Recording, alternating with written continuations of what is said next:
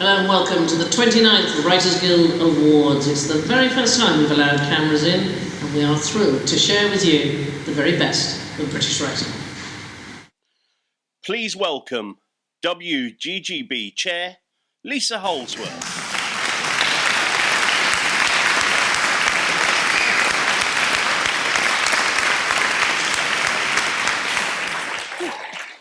Deep breath, it's a while since I've done something like this.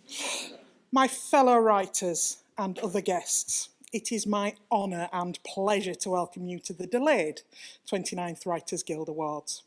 It's also my pleasure to welcome the WGGB members joining us for the first time in awards history via our live stream.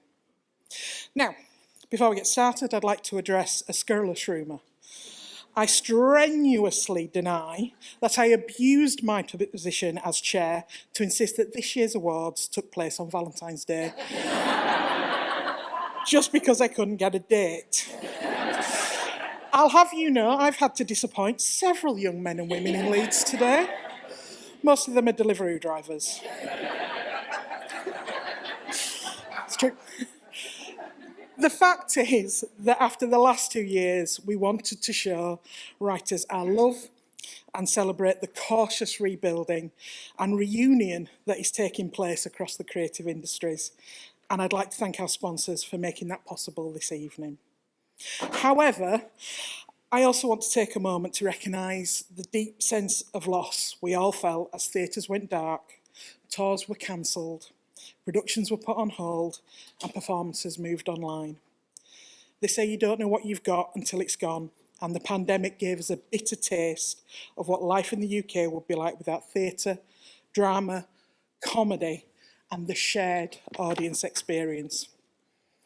It also highlighted the importance and potential of television and radio in this country, as many of us found escape and respite in a box set, an audio drama, a podcast, or on the iPlayer.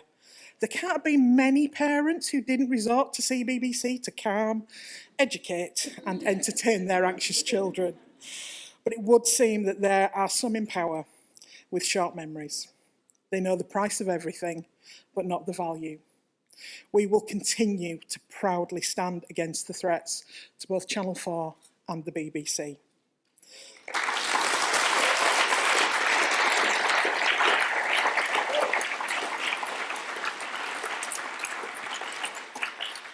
I'm enormously proud of how the WGGB continue to support writers throughout the lockdown.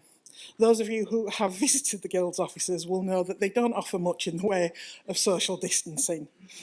And so our staff packed up their laptops and phones and ran the Guild seamlessly throughout. They continued to meet with broadcasters, producers and theatres to make sure that writers were not forgotten or overlooked. They also undertook an unprecedented amount of casework, helping individual writers protect their work and their livelihoods. I'm sure you'll join me in thanking Ellie, Leslie, Sarah, Kate, John, Nadine and Eleanor for sailing the Good Ship Writers Guild through some choppy waters.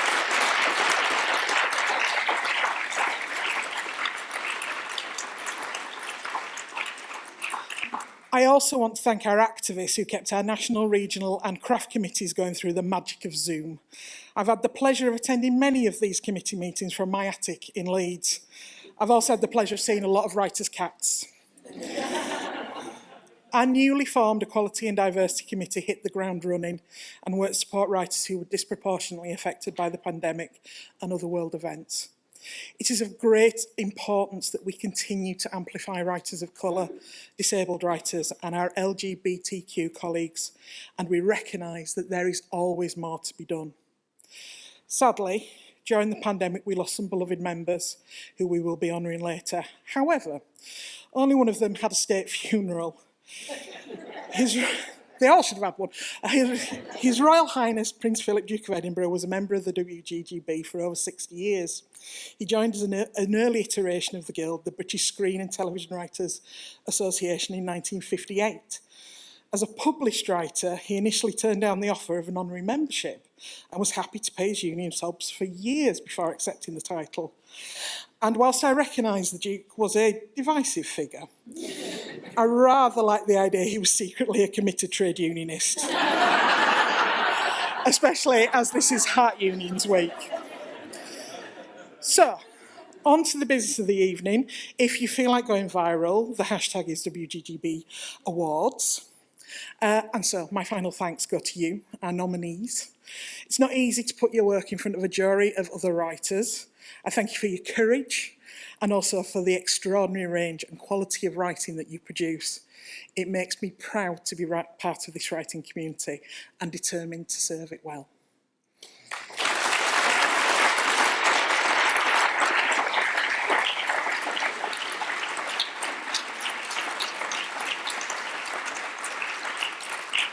And if you are welcome to the stage, the WGG President and your presenter for the evening, Sandi Toksvig.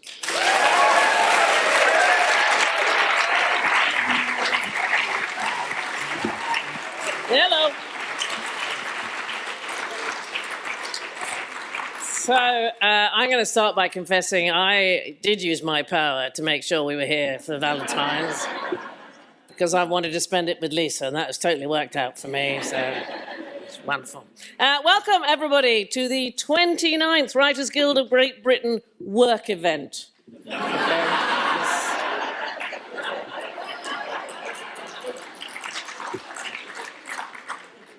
Thank you, Lisa. You are the most brilliant force for good. She leads, honestly, the way all of us are inspired to follow. So thank you, Lisa. You're just amazing.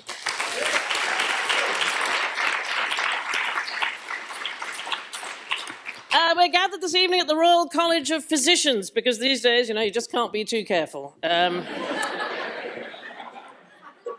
We figured they, of all people, must have sanitised. And very, very proud to be back after taking a year off at the Guild Awards. It is unbelievable that the nation has spent all that time in their pyjamas, stuffing their faces, binging on box sets. I mean, it's what we writers just call one more day. It is the first time we've been live streamed, so that all our members, hello, live streaming. Let's hear it for the live stream. Let's say, hey, here we go.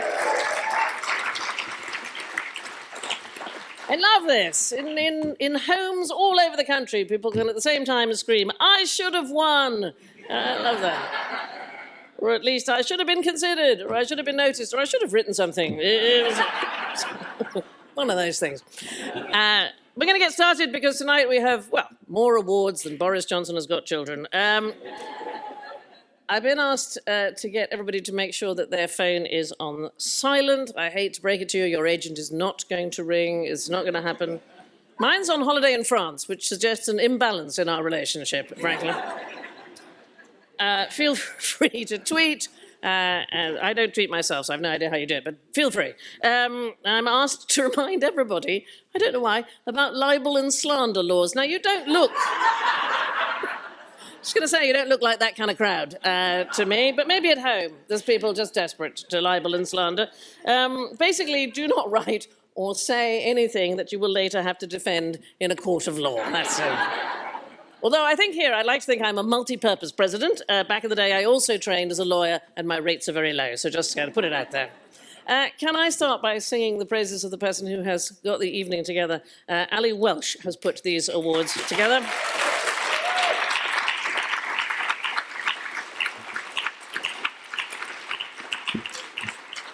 It has, to say the least, been rather tricky. We started out with a raft of presenters, then for a while we couldn't find the raft. That's how bad it got. Presenters dropping away. But again, multi-skilling, trade union aficionado that I am, I'm also a paid-up member of Equity, the Actors Union, so watch and marvel as I work my way through a catalogue of accents. Persuading you just how many people there are here. The good news is that each presenter was going to get one free drink, so strictly speaking, I'm going to have all of those. May end up yet another memorable evening at the Writers Guild that I don't remember. Right. On with the show. Our first award is for online comedy, and it is presented by comedian, writer, actress, founder of the Comedy Women in Print Award, and a very old friend of mine. Please welcome Helen Lederer.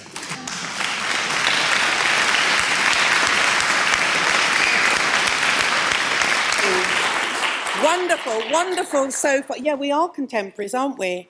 Mm-hmm. Anyway, I'm delighted to present this award for online comedy and the very evident success of these much younger, talented writers. And it does remind me of being at the Edinburgh Fringe Festival in 1985. I think that was the year I got thrush from Ben Elton. No, actually, it could have been the yeast from 10 lagers a night. Anyway, that's not slander, is it, ex-legal person? No, I think there's a fact getting thrush from Ben Elton. Okay, so the nominations for Best Online Comedy are How to Be Maggie with Maggie P by Kate Lewis Elliott. A makeup tutorial vlog finds unexpectedly dark comedy lurking beneath. A fantastically nuanced script mining the comedy of influence as a... This is quite a good start. I'll just go back slightly on that. I said I might stutter, but that's good because we're all in a love group tonight. It's not the winning, it's the taking someone apart, isn't it? A fantastically nuanced script mining the comedy of influencers and crazy world of merchandise. Remember Getting the Period Talk at School, #menopause by Hannah, George, Taylor, Glenn and Katie. An original and hilarious spin on the embarrassing sex education talk many of us got given at school, cleverly delivered and full of masses of wit. This Way Up, Series 2, Episode 4 by Aisling B. A well-observed parody of a documentary, Where Did It Come From? The Hat. It delivers a constant, surprising series of alternative facts about hats, written with a delightful, misplaced certainty. Got to check what that means, but it sounds really good. And the winner is, because I'm the first one, I'm teaching everyone else how to do it. Thank you, it's my pleasure. And the winner is... Remembering Getting the Period Talk at School,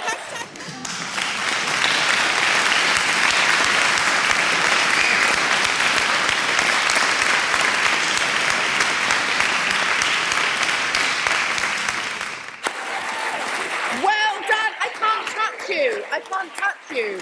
I can't touch you. Oh my gosh, hi. Oh, it's way too early for an American accent. So I might have to hand over soon, but I just want to say thank you so much to the Writers Guild, Lisa, Sandi, everyone. You are amazing at looking after us clueless writers. We'll just put it out there. This is really exciting. We are better known as Drunk Women Solving Crime. We do a podcast, and we're all writers, and every single episode we say to ourselves, wouldn't that be a great sketch? And we decided to finally put our skills together and write this, and who knew bad menstruation education would lead to an award. I'm going to hand over now because I know we have people to thank and I'm too excited to remember the names.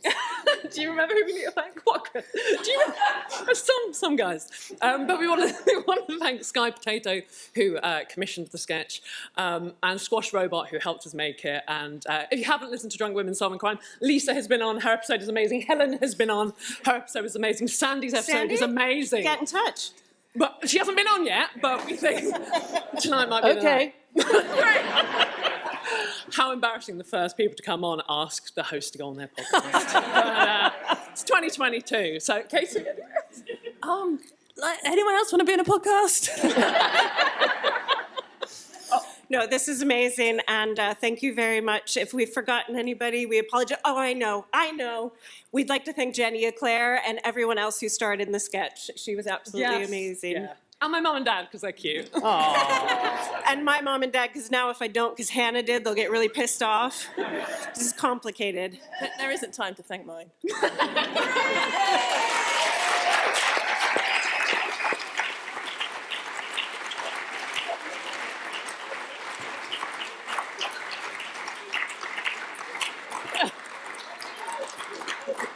Well, this is marvellous. We haven't been going 5 minutes, and I've got a booking in a period drama.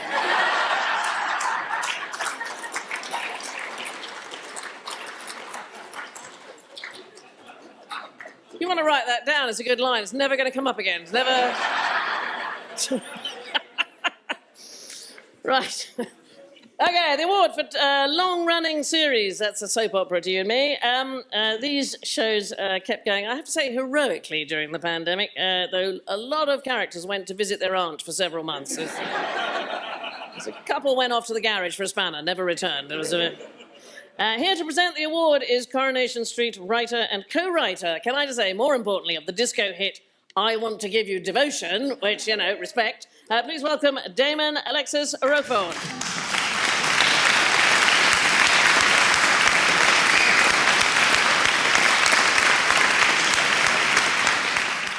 Social distancing was indeed a bastard for soap writers. Truly, for a genre that depends on the high-energy close contact of sex and fights, we were suddenly reduced to writing scenes where someone's having a breakdown cooking egg and chips, while their significant other shouts words of love and reassurance through the kitchen window. It was really like that. So to these brave people, let me just say, our nominations are Doctors by Stephen Kayworth, a brilliant central premise that is hilarious yet tragic at the same time, definitely toes a fine line between believability and comedy. Holby City by Martin Jameson, ingenious use of the three wise men motif, a vision of a moving, engaging, and often shocking world of a psychiatric hospital. Sounds fun. River City... River City, I'm joking, of course. River City by Gillian Mannion, written with great humour and bravery. It tackles wide-ranging subjects with the joy of life, something we are much needing at this time. And the winner is, he said seamlessly, it's River City by Gillian Mannion.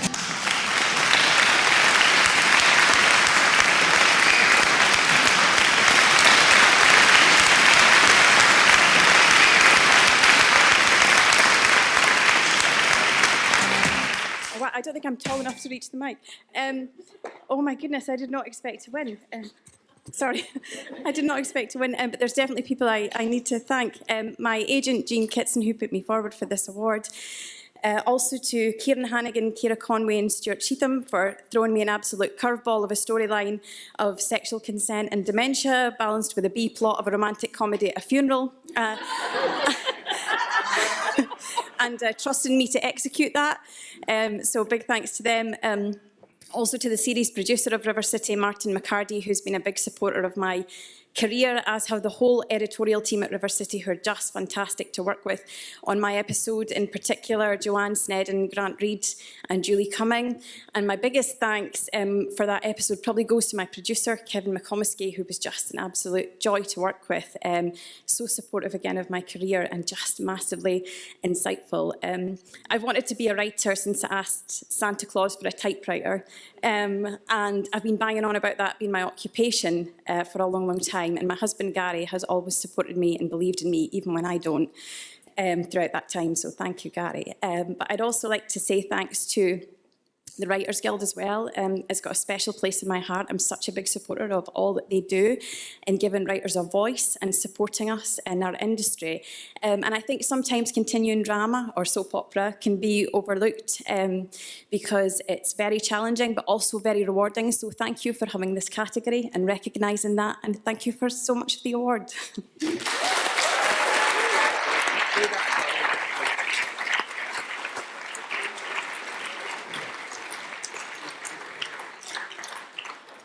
What is this magic world of television where everybody's so nice? This was extraordinary, wasn't it? Love that. Here to present the best writing in a video game is the MP who chairs the all-party writers group and looks after our interests in Westminster. It is the delight that is Giles Watling.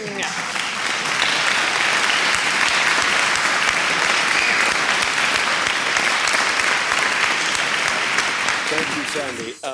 It's a real honour to be here, and I hope to carry on working at the All-Party Writers Group in Parliament. It's a really important thing, and please come to us. We're going to have events. You must come and see us and talk to us, and there's so much we want to do just to keep you front and centre. It's really humbling to be in a room crammed with such talent, and as an actor, director and producer for nearly 50 years, I know that nothing, absolutely nothing in the performing arts happens without the input of a writer, somebody sitting in a room somewhere and coming up with that all-vital idea. I'd be on my knees in admiration if I could guarantee getting up again. But we've come to the best writing in a video game. And the best writing in a video game, first of all, we have Amnesia, Rebirth by Ian Thomas. It's a well-crafted throughout. Its Amnesia weaves a strong and convincing picture of its setting, while managing to create an incredible sense of horror. Overboard by John Ingold. Overboard is both clever and engaging, but also very good at providing a framework to expose just how clever and engaging it can be. Roki by Emma Beebe, Samuel Dickinson, Tom Jones, Alex Canaris-Sotirio, and Danny Salfield-Wadeson. Didn't I do well? Roki is a touching story with zero fat that helps create the feeling of a magical fairy tale world without convoluted plots or superfluous exposition, topped off by the bold decision to have unintelligible dialogue. But that paid off so well by cutting straight to the emotion. So the winner is... Bless you. It is Overboard. John Ingold.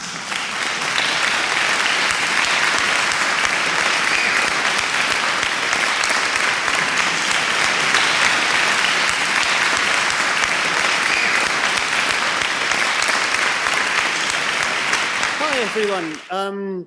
So I did write some notes for this, but I wrote it on the train because my kids have been awful all day. Hi kids. So I haven't had a chance to really remember it. But what I wanted to say about Overboard was that there are some projects which are like when you go to the dentist and they say, we're really sorry, we have to give you a root canal, and they give you a root canal and they do the root canal and they finish the root canal and it turns out it's the wrong tooth, and then they have to do another root canal. And there are some projects like that. And then there are some projects which are like when you climb up a ladder and you fall off a ladder and really you don't get a choice apart from what expletive you're going to shout on the way down, and then you hit the ground and that's it. And Overboard was that kind of project. We were working on a dentist type project and lockdown kept happening, and we thought we'd do something fun and stupid just to entertain ourselves. And the great thing about working in independent games is I don't have to thank any producers or any directors or any agents, because there are 4 of us, and we decided amongst ourselves that we would do it, and we did it, and we did it, and it's done. And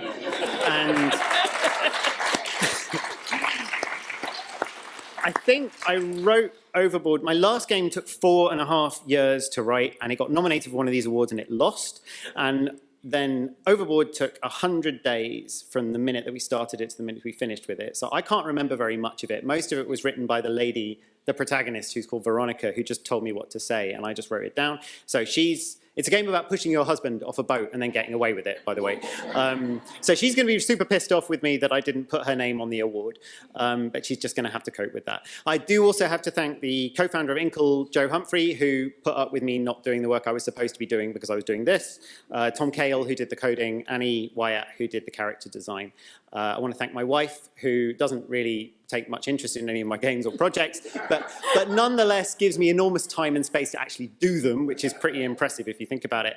And I'd like to thank my kids as well, because they are lovely, and they weren't really sure about me making a murder game when I started. They're 5 and 8. They thought it wasn't a nice idea, but they warmed to it eventually, until eventually they were pushing each other into puddles and screaming, playing Veronica and Malcolm in the park. So they are my harshest critics and my dearest friends. So thank you very much, everybody.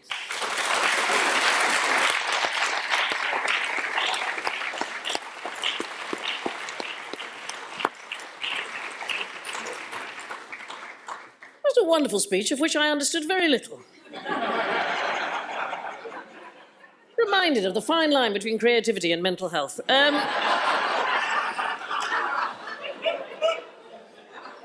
Find a better dentist. Right.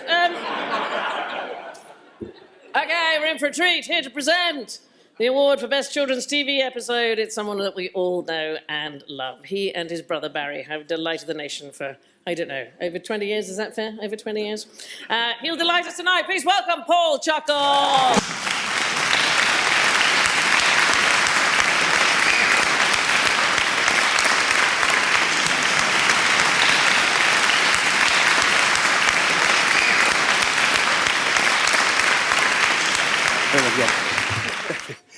Happy Valentine's Day, everybody, first of all. And why am I here? Oh, yes, I remember now. First of all, I'd like to say thank you to all writers around. Without you lot, Chucklevision would never have been what it is today, or was 10 years ago. Yeah, it's fabulous to be here. This is all new to me, not to you, to me. And,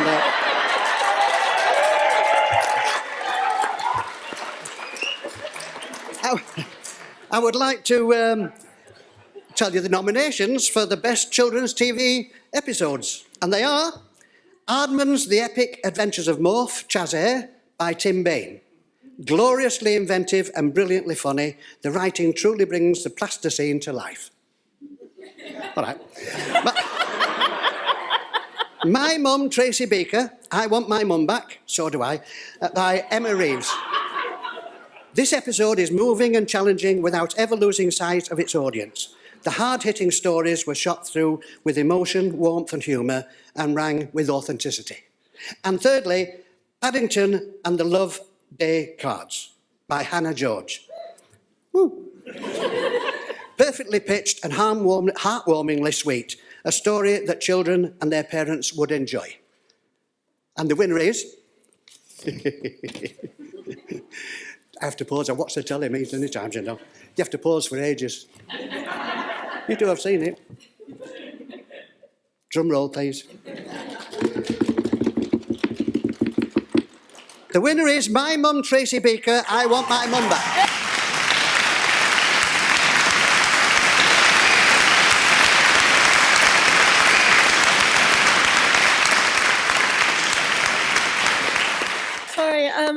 I really didn't expect to win tonight, and what an honour to get an award from Paul Chuckle. But I just think it doesn't get better than this. I mean, you know, I didn't expect to win, but obviously, you know, I fantasised about winning because it's been a long, cold, lonely winter, and we've known about the nominations for some time. I've thought about a lot of things I'm really desperate to say, but then Sandi said that thing about libel and slander, so I thought... So I'll spare you details of my 18 years writing in children's TV. All of it redacted. I just want to say it's amazing being nominated with Hannah and Tim, who are both incredible children's writers, and it's an absolute honour.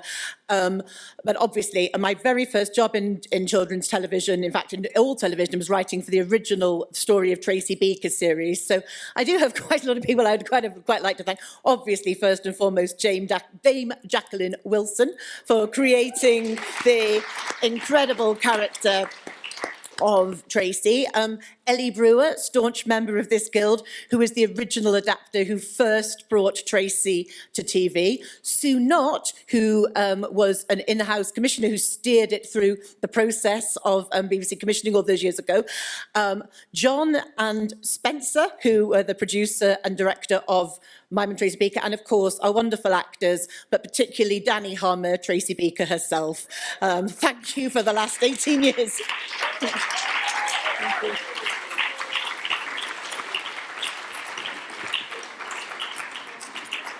Emma Reeves, who's also a fantastic and active member of the Guild. We thank you for all your work for the Guild.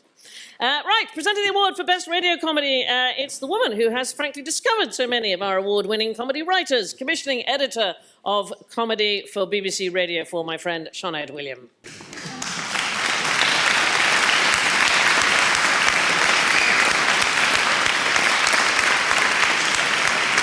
Can you hear me? I always have to lower the microphone. Being 4'10", brilliant, good. I've got a real soft spot for the Writers' Guild because my late father was a member, and the name Wally K. Daly had a particular magic about it when I was a child. My mother begged me not to marry a writer. She said, marry a plumber, there should be some money coming in at some point in your life. But in fact, I didn't listen, and I went ahead and married a writer who's also an active member of the Writers' Guild. So it's been very much an important part of my life. And I'd like to take this opportunity as well to thank all the incredible writers that I've had the most amazing privilege to work with over the last 7 years at Radio 4.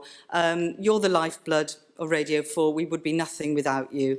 And as this extraordinary list of writers that I'm about to announce proves. So the nominations for the best radio comedy are From the Oast House, the Alan Partridge podcast by Steve Coogan, Neil Gibbons and Rob Gibbons, Alan Partridge is perfect for podcasting. The writers use the format playfully and inventively to explore the psyche of Norwich's most famous son.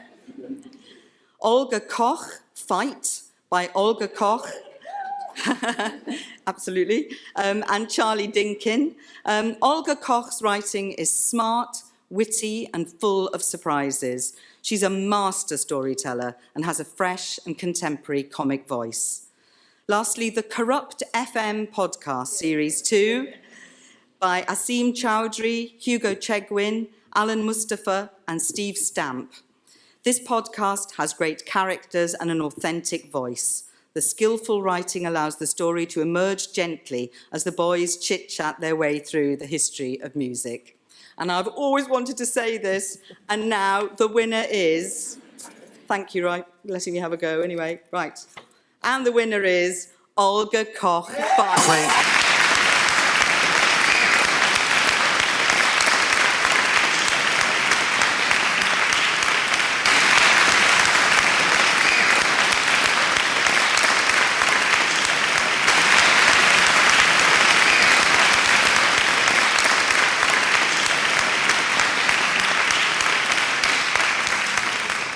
Because we obviously thought this is ludicrous.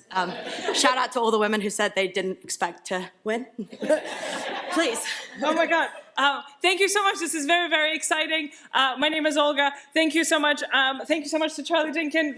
The partnership of a lifetime. Working with you has been the greatest gift of my entire life. Thank you so much to Matt Strong, who produced this at BBC Studios. Thank you to BBC Studios. Thank you to Burke's Nest, who produced the live show of this. And thank you for my parents, and specifically my dad, for being so horrible in such an entertaining way.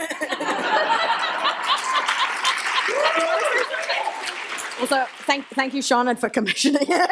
I feel like it's an inside job, but I'm going to take it anyway. And thank you so much to the Writers Guild. Thank you.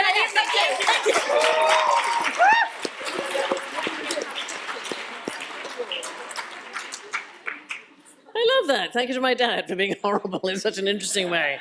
It's what every writer longs for, a dysfunctional childhood. It's very good.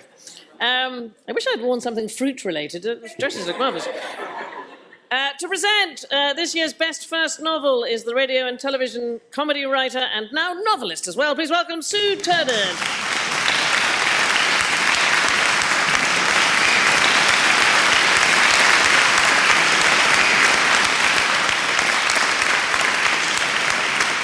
I was trying to work out, I think I joined the Guild in about 1873. Some of you had been members long before that, so you probably welcomed me in. And around that time, my uncle, my late uncle, said, how's the scribbling going? So I'm sure we've all had comments like that. So Scribblers Guild of Great Britain, I salute you. And having moved from script to novels, it's lovely to be in a guild that represents all of that. So I shall shut up now and do what I'm here for. The nominations are A Strange and Brilliant Light by Eli Lee, a visionary story of three women living in a time of social flux. People are losing their jobs to AI aughts, as well as losing and finding themselves in the chaotic, life-challenging process. The Lip by Charlie Carroll. This is the one that's full of alliterations. Let's see if I get through it. A moving story of a young woman teetering on the brink of a Cornish clifftop in a solitary caravan, forced to face herself and her family's tragic past. The Manningtree Witches by A.K. Blakemore, a dark and visceral story about the real-life persecution of women accused of witchcraft in the 17th century England, exposing brutal male power and misogyny. You're right, Shauna, this is lovely. If I never do this again, I've done it. And the winner is A Strange and Brilliant Light, written by Eli Lee.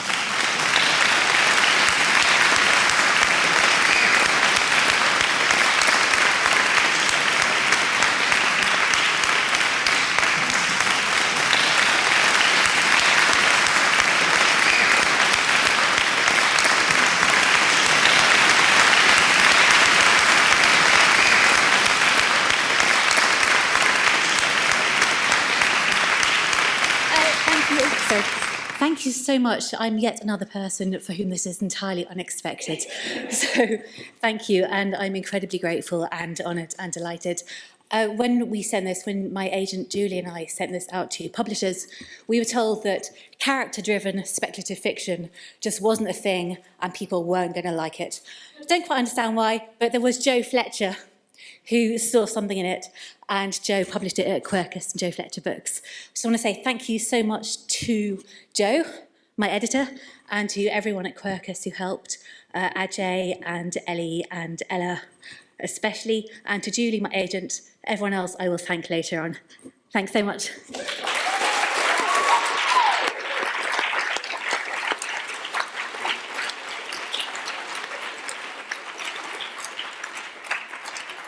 Can I just say, all the presenters were told, do not touch the award because of COVID. And yet everyone's having sex with the microphone.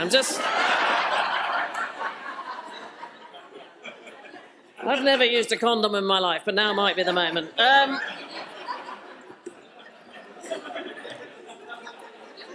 Our next... This is fun. I was expecting to have fun. Our next award is the Musical Theatre Book Writing Award, and here to present it is the writer, comedian, actress. She's a Twitter sensation. It's Eleanor Morton.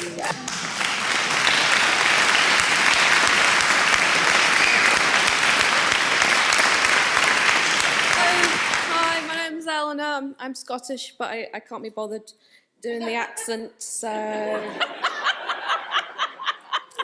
and if you're wondering who I am, I'm very successful online, and one day I hope to be successful in real life too.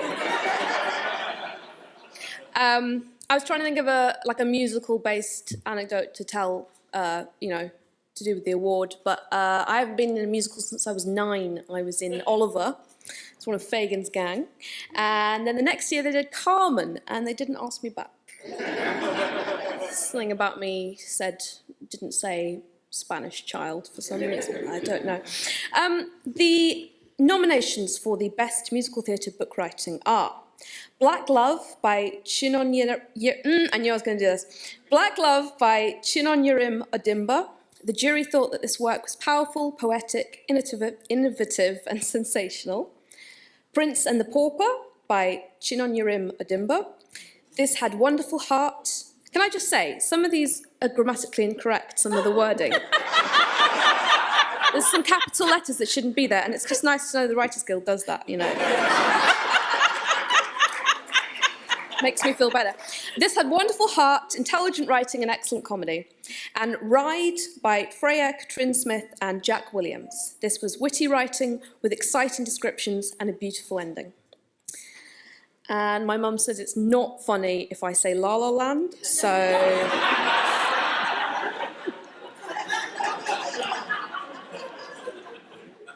The winner is Black Love, written by Chinon Yerim.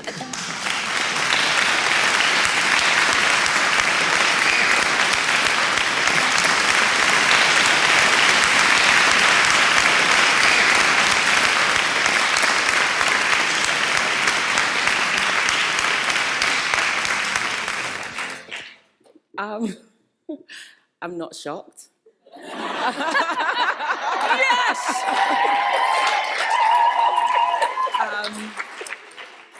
I've been doing what I do for a very long time, and it's the first award ceremony I've ever been to. So I'd really, really love to thank the Writers' Guild for giving me an opportunity to come along with my friend Nancy Medina and drink free Prosecco and have a bit of fun. I have so many people to thank. I mean, musical writing is something I love, and it's been an honour to write Black Love. It's a story that's really important to me and really important to so many other people who've been along to see the show.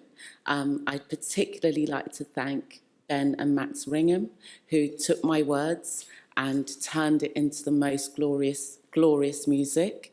I won't give away the title of the first song, but it does make you blush for anyone who wants to come and see it. I'd also like to thank Payne's Plough, and the Kiln Theatre, who have taken up the work and are going to give it another life. So please do come along. I don't really have much else to say, but, you know, some of us just love a bit of a party, and and I just feel really honoured. I feel really honoured that I get to work with so many brilliant people and to make work that feels important and speaks to some of the things that maybe we don't see every day. And I hope that the Writers Guild keeps working to make this room and all rooms more representative. And it feels important that writers like myself start to be seen. I'm not the first, I won't be the last, but I hope that I've inspired someone else. So thank you.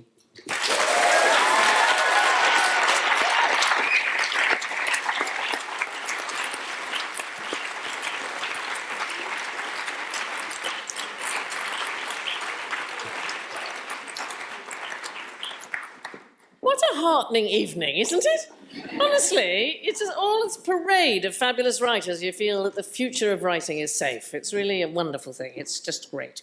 To present the award for Best Feature Screenplay is the screenwriter of Girl with a Pearl Earring and former WGGB President Olivia Hetry.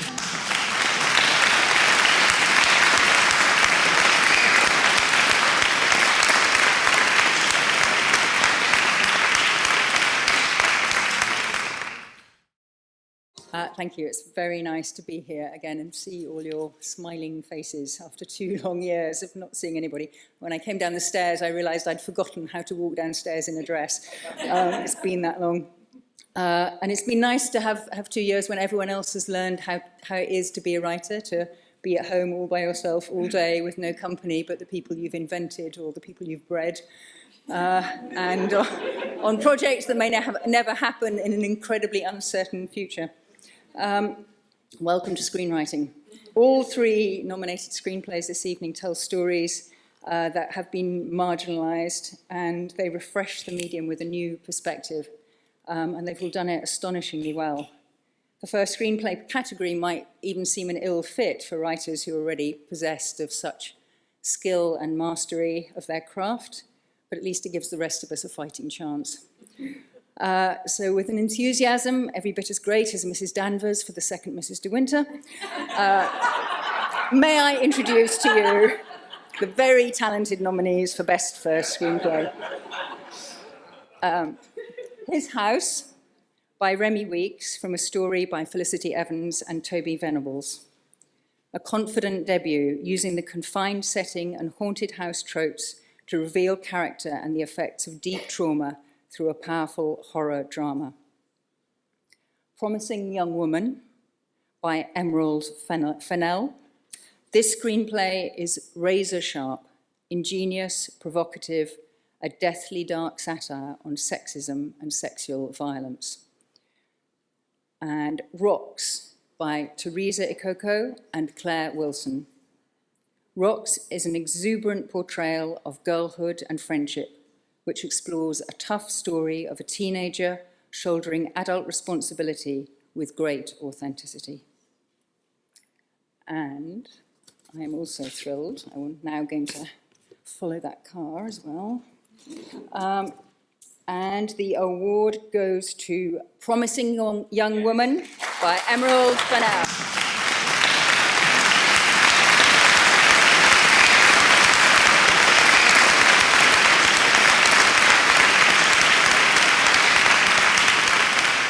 Gosh, I see what you mean about this microphone.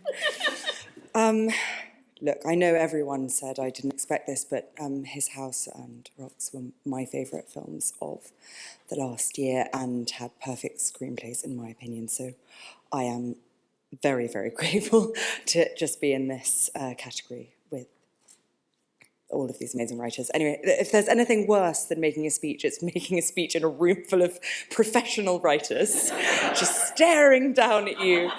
It's truly nightmarish. But I firstly want to thank Georgina Carrigan, my amazing agent, who has just changed my life in so many ways. All of you for inspiring me so much. And I really want to thank my great love, which without which I would not have been able to write anything, which was smoking, which I had to tragically give up. And I don't know if I'll ever be able to write anything ever again. So thank you to the Guild for just being incredible and for all of your work and for this beautiful award. And thank you for letting me go home and tell my husband that I spent Valentine's Day with Paul Chuckle.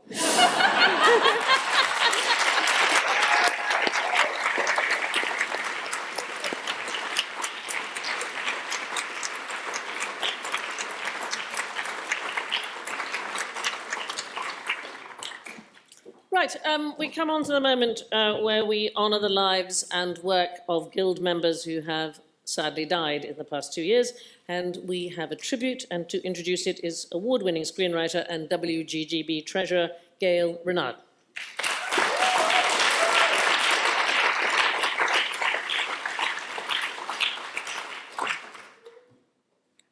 Hi. Adele Rose was Coronation Street's first female writer and also its longest serving. She wrote over 450 episodes between 1961 and 1998. Rose was born in Salford, and like many women in the industry then, she started as a secretary at Renard Studios. She realized that Corrie incredibly had no women writers. Rose suggested to the producers that the series needed some. Jack Rosenthal was writing regularly for the series and suggested that Rose submit a script. He also mentored her and they co-wrote some episodes together. Rose was hired. Susan Pleat joined Corrie in 1966 as a storyline writer. She remembers that Rose didn't have an easy time amongst all the men. Susan said, Adele was the only woman writer in the writer's room. She stood out in an immaculate white dress, carried herself with dignity, and held her own. Oops. I think I'm missing a page. There we go. ITV's John Wishen added, not only was Adele a trailblazer, being the very first in what is now a long line of brilliant female Coronation Street writers, she was also particularly adept to giving voice to some of Corrie's classic and fearless female characters, from Ina to Elsie, from Bet to Liz. Rose was asked to write a one-off drama about a youth club in 1989. Not quite that. She created Biker Grove, which ran for 17 years. It begat Ant and Dec, and the rest is television history. Rose's writing credits included series as varied as Z-Cars, Angels, and The Dustbin Men. She also created Girls About Town, a comedy about feminism, and the drama Second Chance, about divorce, which was partly based on her own experiences. She wrote for Crossroads under a pseudonym.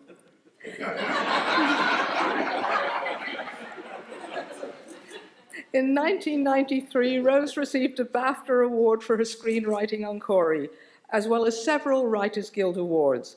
When asked why she joined the Guild, Rose replied, because I strongly believe we need our own trade union to protect our rights. Ina Sharples would have been proud.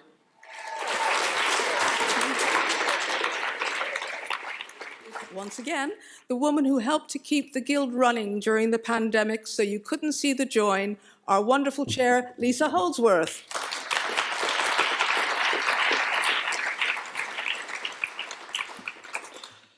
As chair of the Guild, I'm only too aware that I occupy a position that has been previously held by the great and the good of our profession, including Gail. I stand on the shoulders of giants, which is why it is my honour to pay tribute to Sir Ronald Harwood, who we lost in September 2020. Sir Ronald became chair of the Guild in 1969. It was a difficult time, as the internal politics of the Guild reflected the wider global turmoil. He inherited a Guild tearing itself apart over issues such as South African apartheid and the aftermath of the Prague Spring. Indeed, the 1969 AGM never took place as the membership refused to accept the standing orders. However, Sir Ronald was a man of strong principles who disliked gender politics. He provided the wisdom and the balance the Guild needed at the time.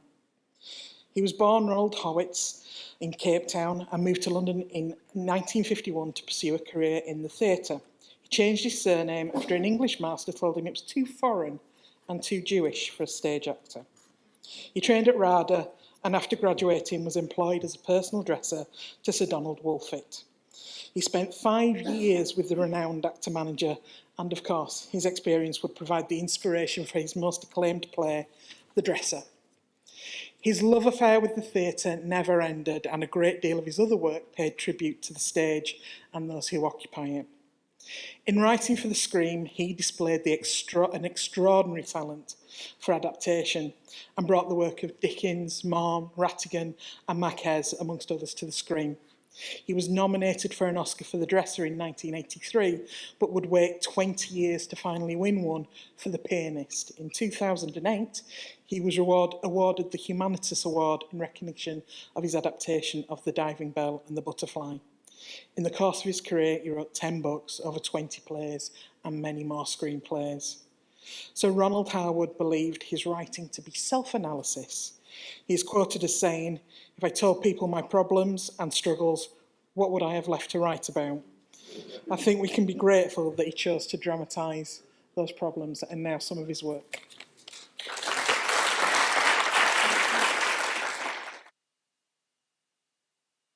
And now a moment to remember the other writers we've lost over the last 2 years.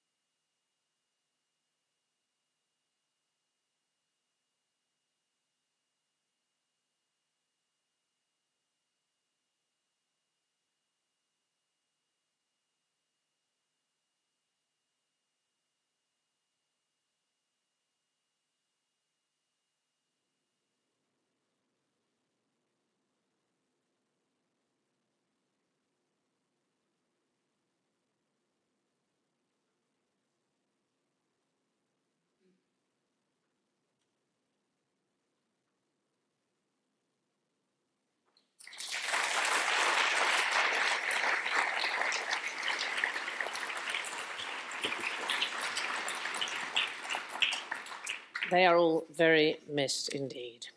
Now, for Best Radio Drama Award, we know our next presenter from Front Row, Newswatch, Art of Persia, her podcast, How I Found My Voice, and a new radio archive on 4 about Mary Whitehouse's diaries. Does this woman ever stop? My good friend, Samira Ahmed.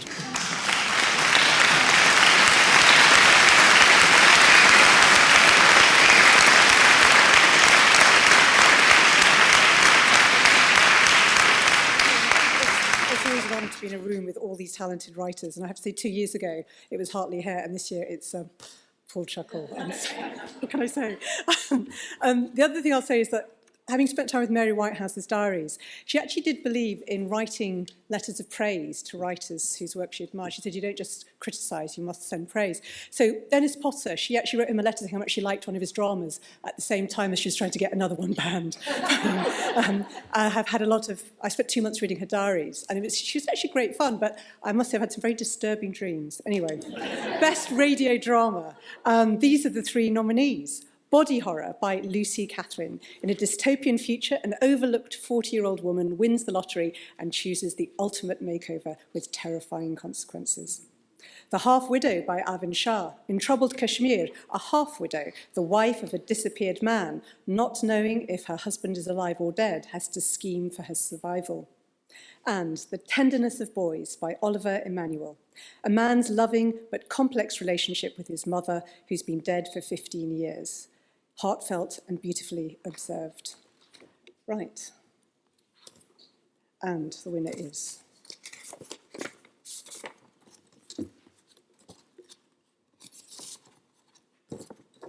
The Half-Widow, written by Albert.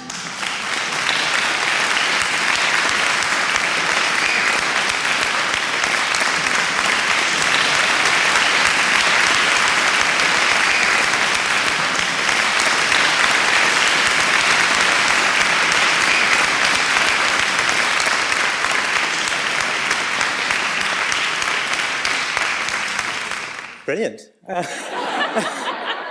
Thanks so much. I must be dreaming because Sandi Toksvig is here. Well, first of all, thanks so much to the Writers Guild. I'm an actor by background and didn't really think I was going to be much of a writer, but I'm glad I took that step.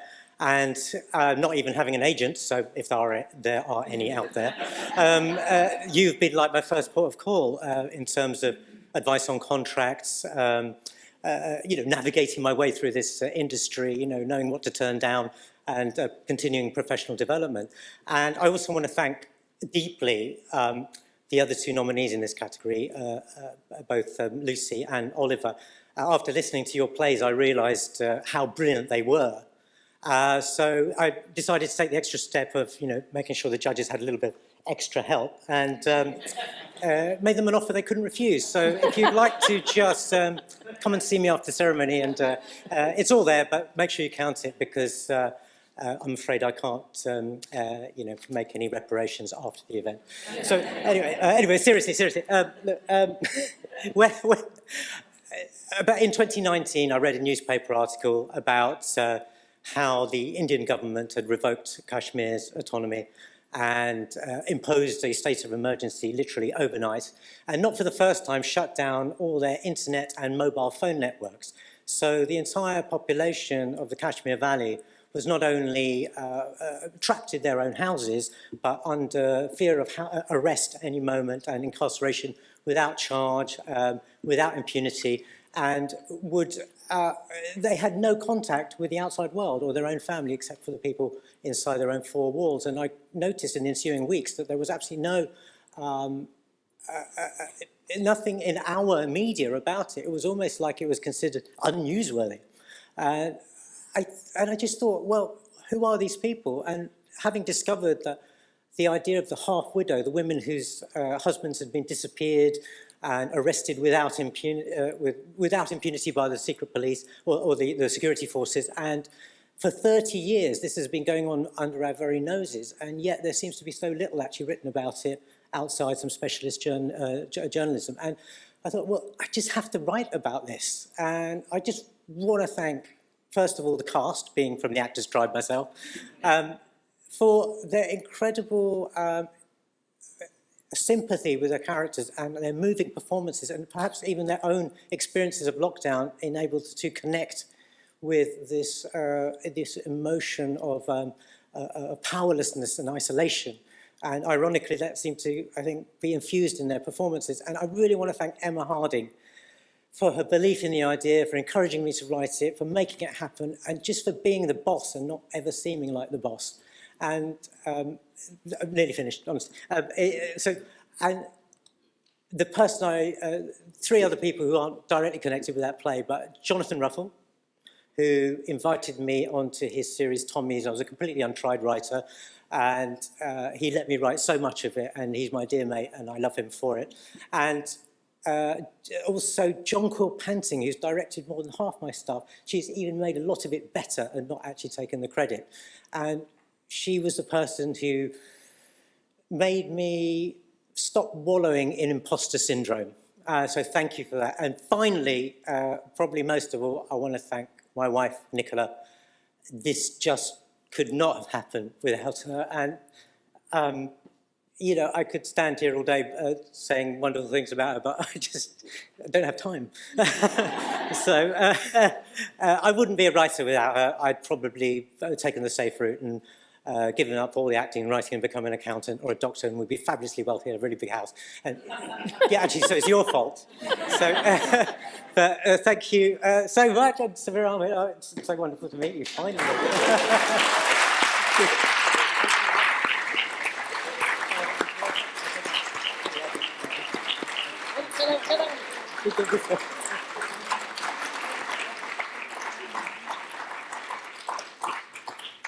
Right, our next award is our Best Play for Young Audiences. And because it is not possible to have too much of a good thing, please welcome back Paul Chuckle!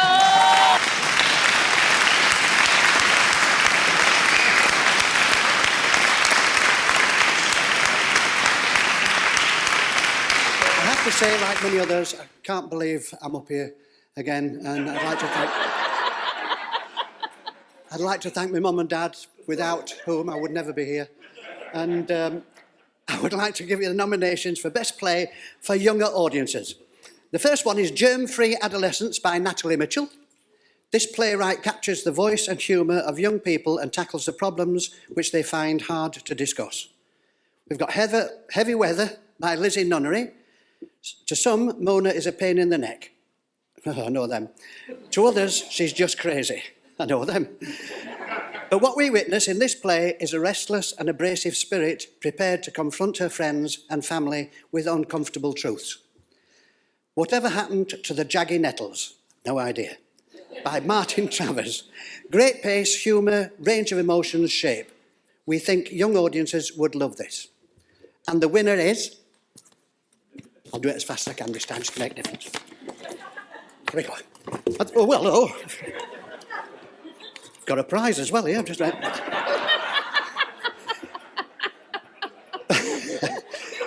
Whatever Happened to Jaggy Nettles?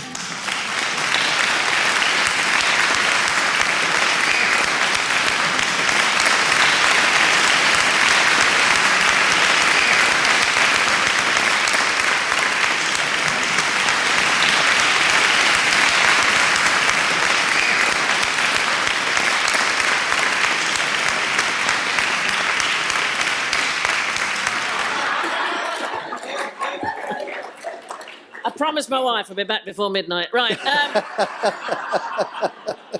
You're doing what on Valentine's? Anyway, this is from Martin, who's very sorry he can't be here, I imagine. I'd like to firstly thank everyone at Bloomsbury for having the faith in Whatever Happened to the Jaggy Nettles to submit it to the Writers' Guild Awards. This play was written for the Citizens Theatre WAC Ensemble, or WAC, I imagine, Scotland's first theatre company for people with care experience. It was their steely commitment and outrageous talent that drove me to write them such a fast-paced and cutthroat play.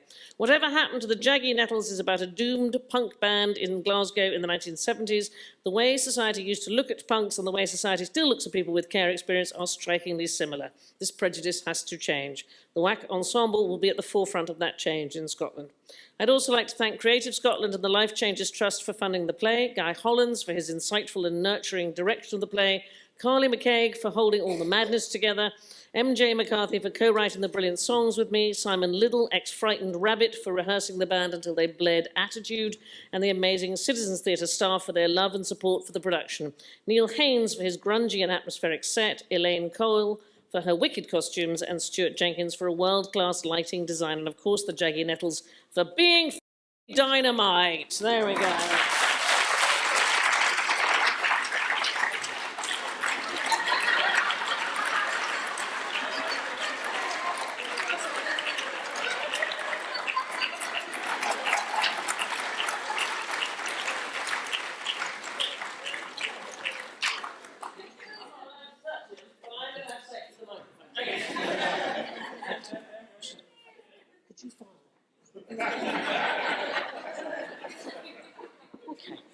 Here we go. Here to present the award for Best Play is the award-winning screen and stage writer, and we know that because she won an award this evening. It is our WGGB television chair, Emma Reeves.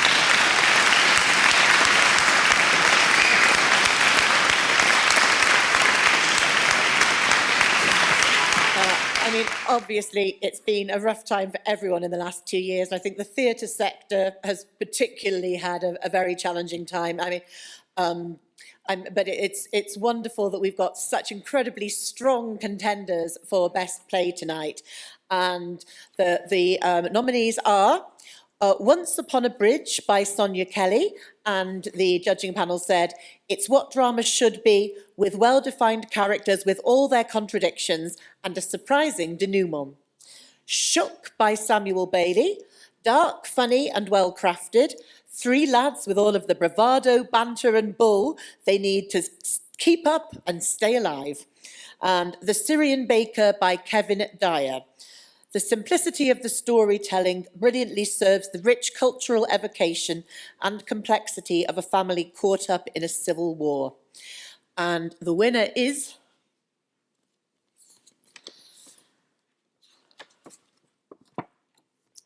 The Syrian Baker by Kevin Dyer.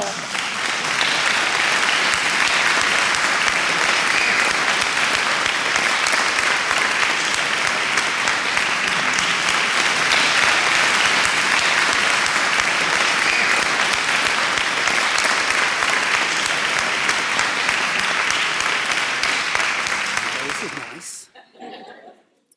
I might just wait a minute and enjoy it. Is that all right?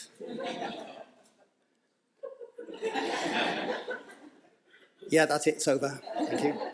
I wrote this play because I met a man who was Syrian. I met him in a shed in Manisa, in the centre of Turkey, and he said to me, don't forget the Syrians, and don't let the people where you come from forget the Syrians. So, everybody else has, but let's not. Thank you. It's great to be here. Lots of thank yous this evening, so I should thank the company that commissioned this play, but they didn't put my name on the poster, so fuck them. Thank you.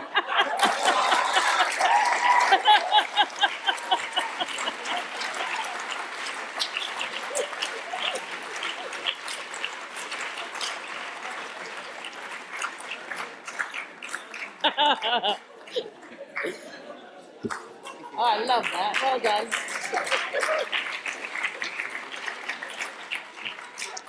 Right, our next award is Best Long-Form TV Drama. Here to present it is a favourite actor and producer and also rare book aficionado. It's Neil Pearson.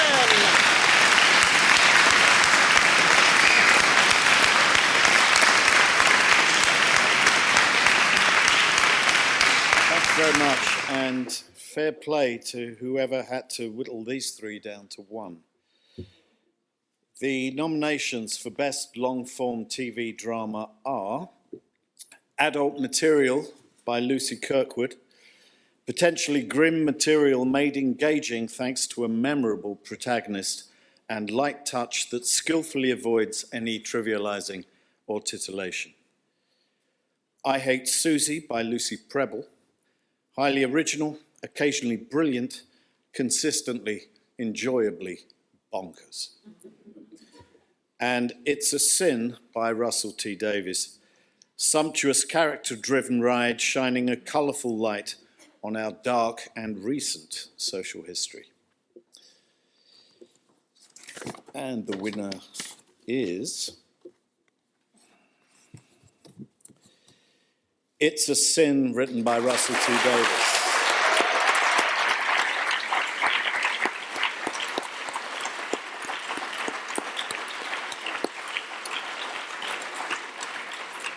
Who sadly can't be with us this evening, but he does send this message, and it's a privilege to read this out.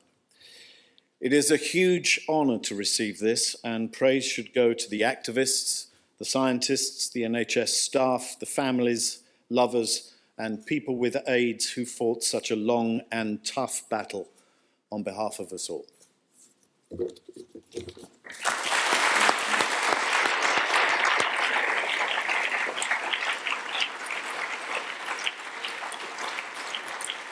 Right, to present the award for Best TV Situation Comedy, please welcome back Helen Lederer.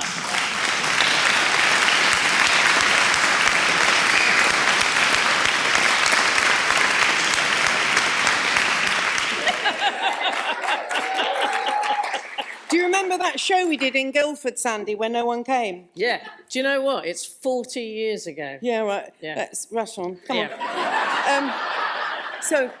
The other thing about being so available to give out awards for the Writers Guild every year is I made an error on the best online comedy. Where did it come from? Series 1, episode 2. The Hat was in fact written by Ralph Jones and Vivian Armand. Are they here? And not Aisling B. My apologies. So it's your fault for asking me to do two things at once. So, the nominations for Best TV Situation Comedy are Feel Good by Mae Martin and Joe Hampson. Honest, authentic writing and an unflinching tone run skillfully through this story, unsparing and relatable all at once with uncomfortable truths that really make you laugh. Frayed by Sarah Kendall covers all the comedy bases from beautifully observed characters and cracking dialogue to laugh out loud physical comedy. This Way Up, Series 2, Episode 4 by Aisling B. Aisling B? Aisling. Thank you. A perfect balance of gorgeously intricate characters, brash sibling in-jokes with an honest exploration of sensitive mental health issues. Truthful, fearless, and funny. And the winner is... Very exciting. This is my favourite category. Feel Good, written by May Martin and Joe...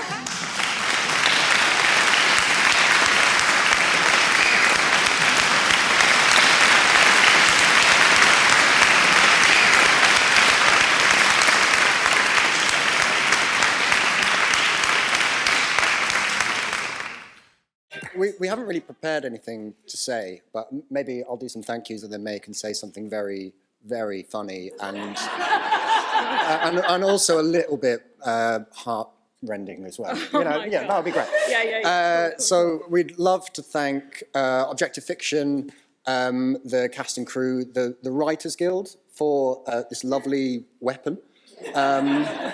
But also we'd love to thank our producer, Chucky Lewis, and our director, Big Daddy Luke Snellen. Yeah. Over to you. And hello, and I'd like to thank Joe Hampson for being such a lovely man. And Okay, well, I then want to thank May because otherwise I'll look like a dick. yeah, and for spending so much time with me. And Netflix, and all the cast and crew. And I guess a big thank you to the LGBT, this is the heart-rending part. There you go. Yeah, LGBT plus community, particularly the trans and non-binary communities, of which I'm a member. I feel optimistic that everything's heading in the right direction. It's a tricky and scary place in the world. Yeah, but I think we're heading towards a less binary and more fun life. Anyway, thank you so much.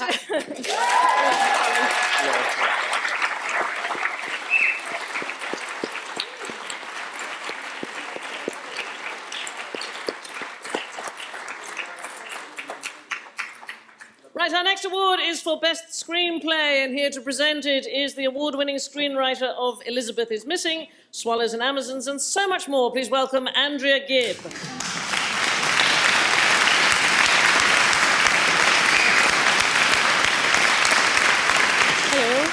Hello.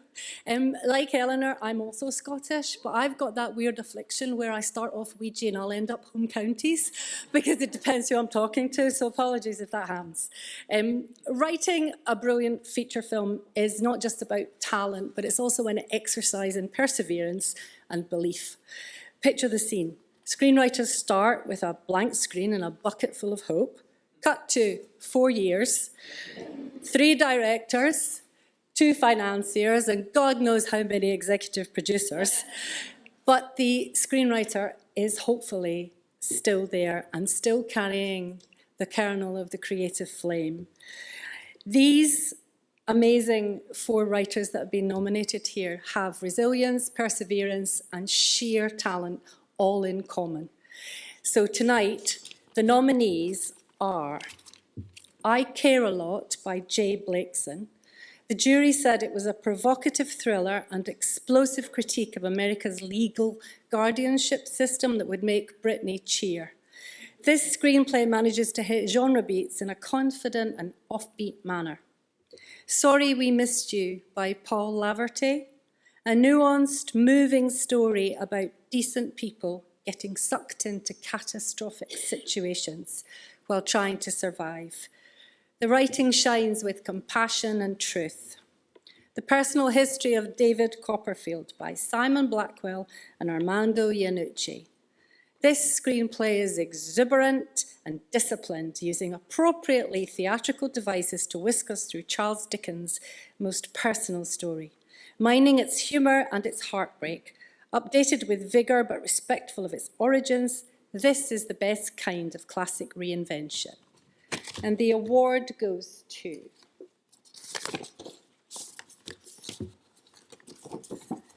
The Personal History of David Copperfield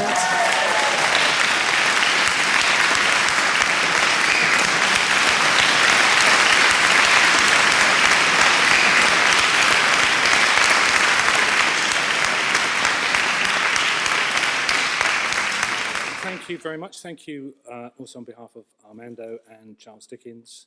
I had the best time on this project. It's the most fun I've had doing anything. Dickens was asked what his favourite book of among his novels, if he had a favourite, and he said Copperfield. And I've been doing this for 25 years, and if I had to pick a favourite gig, it's this one. It was a joy to work with that cast, and just from beginning to end, it was fantastic. So it's one of those jobs where you think this is a good way to earn a living. So here's to earning a living, and thank you again.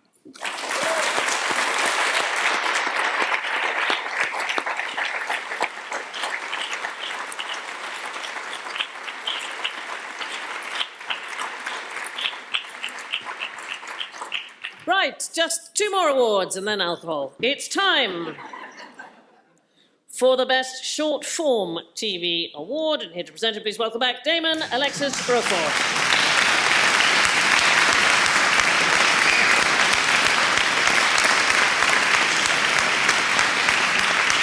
Thank you. I'm here actually replacing another writer, something I think we all know a lot about in this business. Short form drama, the nominations are BBW by Yolanda Mercy, an authentic, heartfelt story about Remy, who goes about her days overeating and depressingly looking for work. Elizabeth is Missing by Andrea Gibb, an intricately constructed and highly moving story about an elderly woman living with dementia and struggling to piece together a double mystery. And Time by Jimmy McGovern. Time follows Mark Cobden, a husband, teacher and father who is sentenced to 4 years in prison after accidentally killing a man. A powerful insight into our prison system. And the winner is... It's Elizabeth is Missing by Andrea Gibb.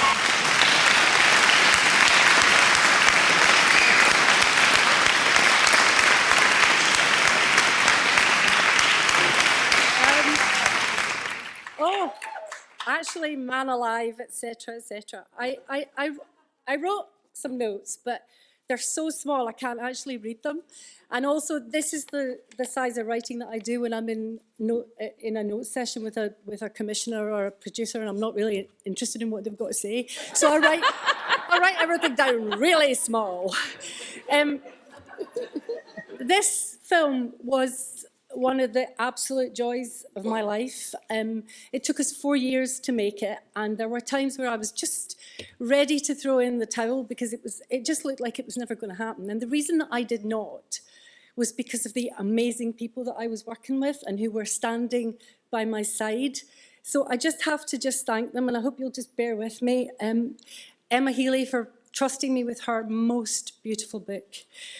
My script executive, the best editor a writer could ever have, Claire Armsbach at STV. She is the writer's editor. If you ever get a chance to work with her, grab it. And the third person on our little triangle is Sarah Brown, who is the drama supremo at STV, and she fought for us relentlessly. You know, this would not have been made if she had not fought to get it across the line. So thank you to those three amazing women. Aisling Walsh, who came in, the director, who came in with a mood board to die for and brought a sensibility and a sensitivity to this film. And you know what? She didn't change a word. Directors, it can be done. And Chrissy Skins, our producer, and Piers Wenger at the BBC and Gaynor at BBC Scotland, who kept the faith. Thank you to all of them. I have been really, really lucky in my life and my work, with my family, with my pals. You know, I like I said, I come from Scotland, west of Scotland, Greenock. You might know it. It's kind of it's industrial pastoral. That's what it is. Anyway, my mum was one of those Scottish mums who didn't believe in you getting above yourself. The first time I let her read one of my scripts, she read it all the way through and she went, "Oh, that's fantastic. I didn't know you could type." And so I was like, okay. So she's in everything I write. She's in everything I write. And my dad, who had dementia, which is why this was so personal to me, all he just used to say to me was, hen, on you go. So on I went. And I just want to say that my late partner, Simon, read every single one of these drafts, and there was 134 of them. And it is my one regret about this, that he never got to see the final film. That's just my one regret. And finally, a little word about carers. Do you know, if this crisis has shown us anything, it's about the importance of carers. And the fact that we do not pay them properly, we do not give them proper respect, we do not support them. I'm not talking about us, obviously, collectively in this room, I'm talking about our governments. I think clapping, that's ridiculous. They need proper support. So that is for the carers. Thank you so much.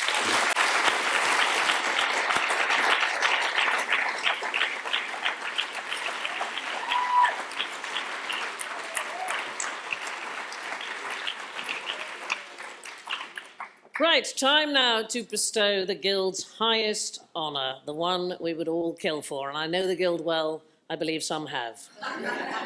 It is the award for outstanding contribution to writing. Here to present it is a legend of British television, the globally successful producer who received a BAFTA Special Award for services to the industry. It's Jane Tranter. Unfortunately, she's not with us tonight, but she is here in spirit and in video. Hello, Writers Guild of Great Britain.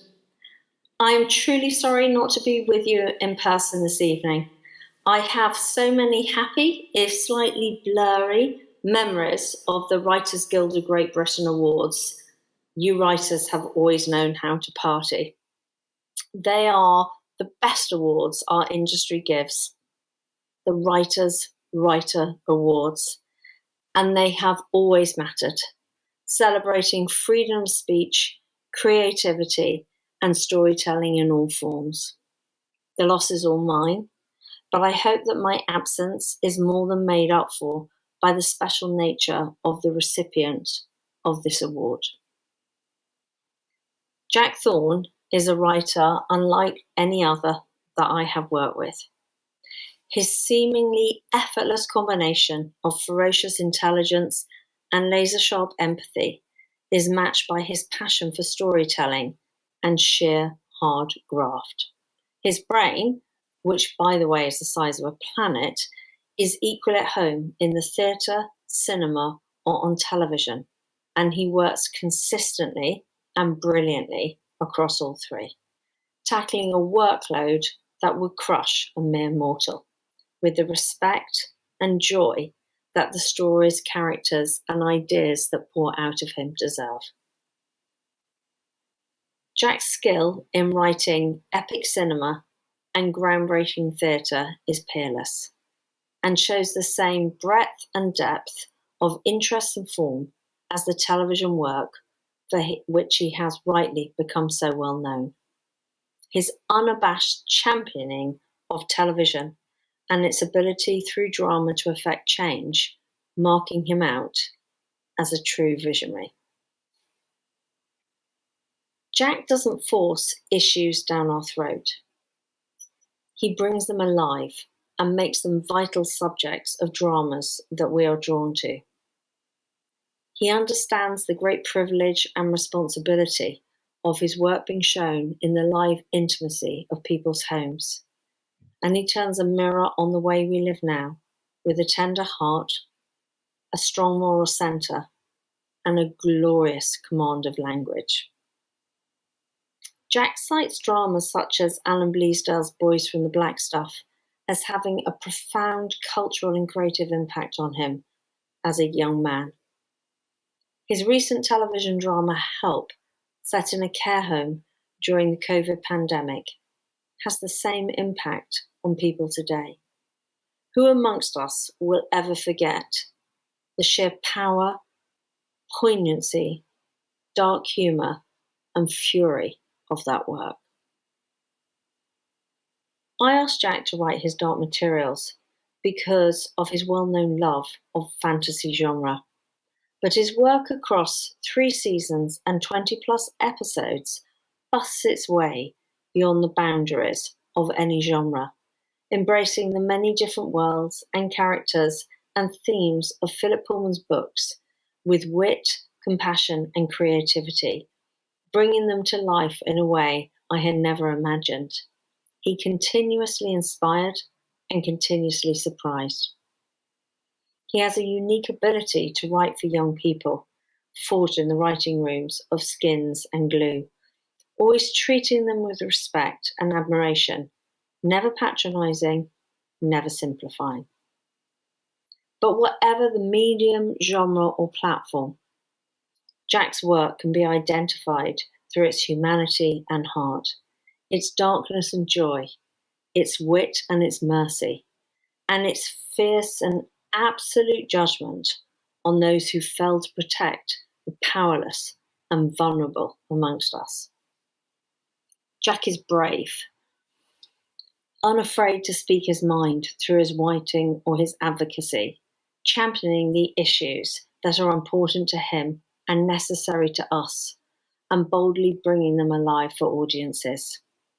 Off screen, Jack holds our industry's feet to the fire. His recent McTaggart lecture shone a light on our total and utter failure of disabled people, urging us all to do more and to do better, leading by example and taking a responsible part in a movement to effect genuine change. Jack is quite simply an outstandingly talented writer and is rightly recognised as such.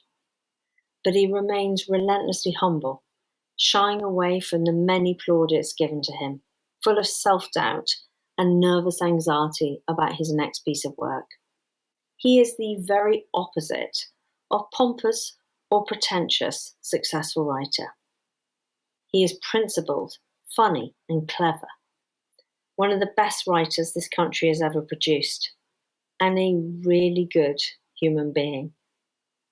Jack will be mortified by a glowing tribute of this kind, and will no doubt think he doesn't deserve it. But do you know what, Jack? Tonight, that's just tough. You do deserve it. Jack Thorne will say otherwise. But I know you will all agree with me. Jack Thorne is the worthy recipient of tonight's award. Jane Tranter is one of the greats, and when you work with her, you know why.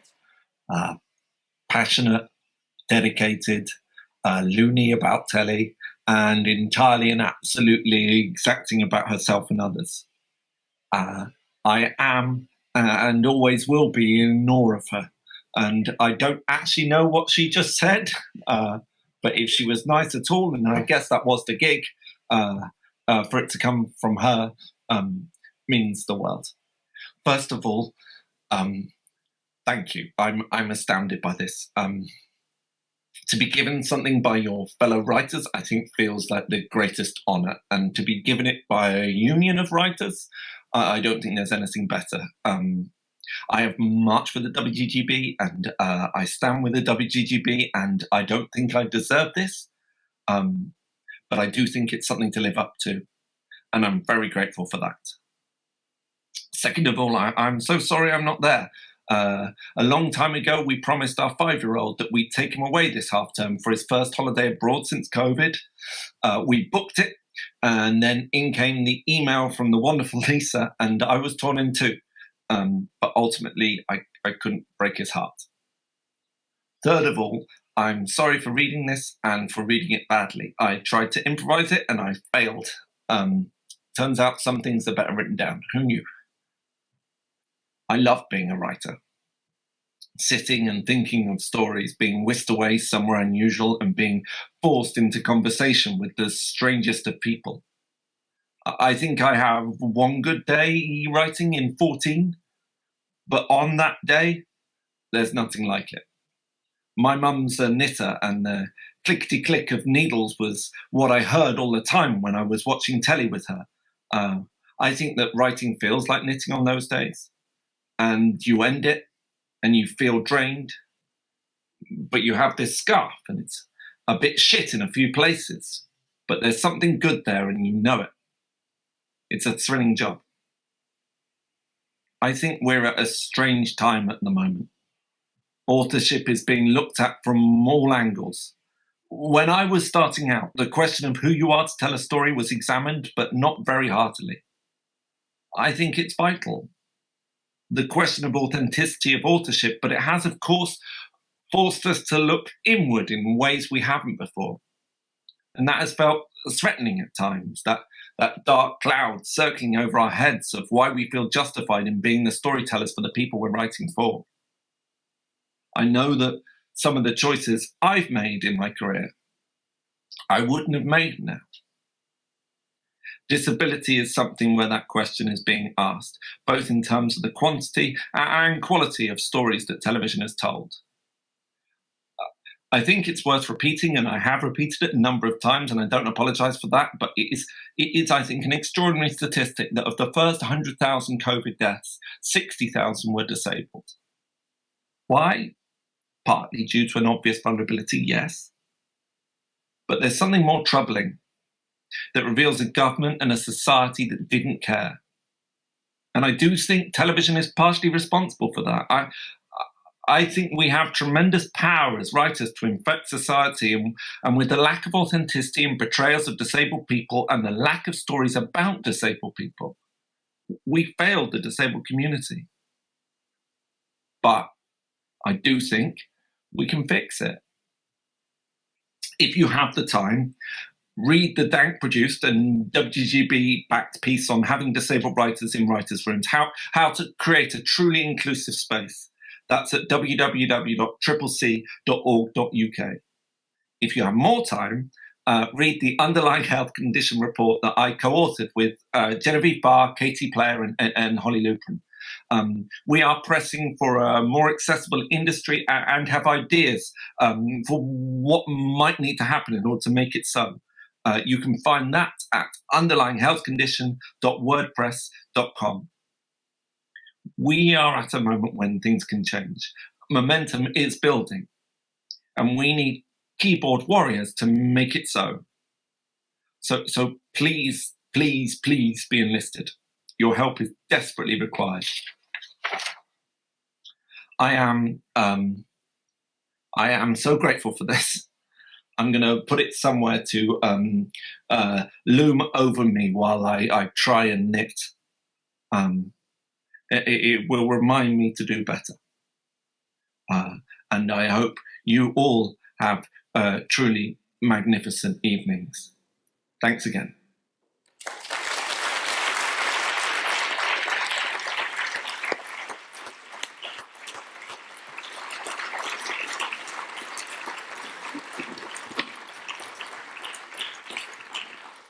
I just love that, using his acceptance speech to campaign. How brilliant. Absolutely fantastic.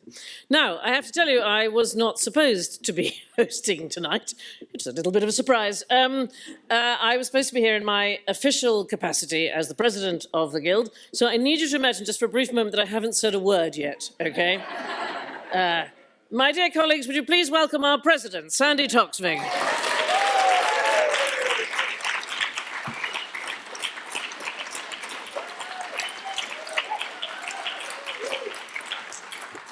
My fellow writers, thank you so much. What an honor.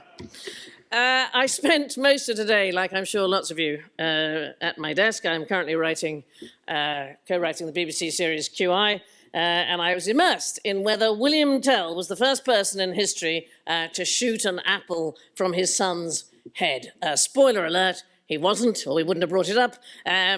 Obviously, it was a Danish guy. Denmark leading the way, even in the destruction of fruit and potential child trauma, so proud. I am obsessed with history. I can tell you that today is a day that every writer ought to celebrate. For the 14th of February, 1819, is the birthday of Christopher Latham Scholes, an American newspaper publisher who invented the QWERTY keyboard. And this marvelous innovation was originally known as the literary piano. Don't you love that? And how happy I am sitting down whenever I get a chance to try and make it sing. I love the range of writing which occurs at this country's literary pianos. And here at the awards, hasn't it been great to celebrate the astonishing diversity? If you write at all, then you are applauded here at the Guild. The wonderful thing about the Guild, there is no hierarchy of writing. I don't know if you know this, Sir Arthur Conan Doyle's first earned a writer's crust by translating a German article for the Gas and Water Gazette entitled "Testing Gas Pipes for Leakage." And the Gas and Water Gazette, there's a publication, sadly no longer with us, that I feel is ripe for a comeback for early writers. Whatever subject we focus on for our writing, I love the manipulation of this glorious language. It is the bread and butter of our members. I tell you a very quick story which I revel in. It's the story of the Nobel Prize-winning Hungarian biochemist Albert Szent-Györgyi. And he was trying to find a new name for a discovery of his, and so he submitted his findings of a new sugar molecule to a noted scientific journal. Now, I am the mother of a child with a chemistry GCSE, so I happen to know that all sugars end in O's, okay?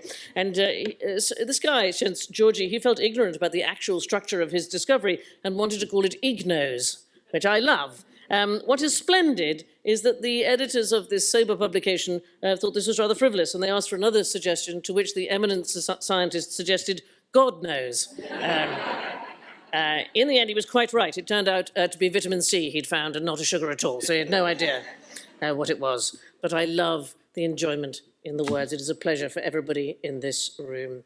And however we choose to play with language, this is the stuff most of us Guild workers, most of us Guild members want to focus on. We just want to get on with our work. It was Virginia Woolf who said, writing is like sex. First you do it for love, then you do it for your friends, and then you do it for money. We all want to know that the contracts we are signing are fair and proper. How marvellous then to know that there is a team of amazing people led by Ellie Pears, who's just over here. Let's have a round of applause for Ellie.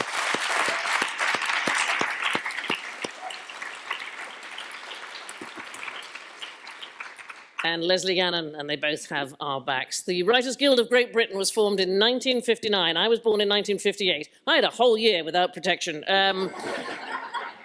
But for the last 62 years, this guild has been caring for the literary Liberaces of this country, and never has this been more needed. About 5,000 years ago, the Mesopotamians realized that guilds were a good idea to protect workers. The Romans knew it, and we know it. Thank you, everyone, for being here tonight, either in person, with all the risks of leaving the house, or at home, and your support means the world to us. That is it. There are no more awards, so if you're at home, write like the wind for the next time. I would like to thank all our sponsors who've made our awards possible. Special thanks go to our lead sponsor, ALCS, whose name gladdens every writer's heart. Also thank our other sponsors, the BBC, ITV, Script Angel, and Nick Hearn Books. Now, good news, there are drinks upstairs. Please be careful, do not make it a super spreader event. Please do not snog irresponsibly. And now, you must all excuse me. I leave this room, I've been asked to form a government. Good night.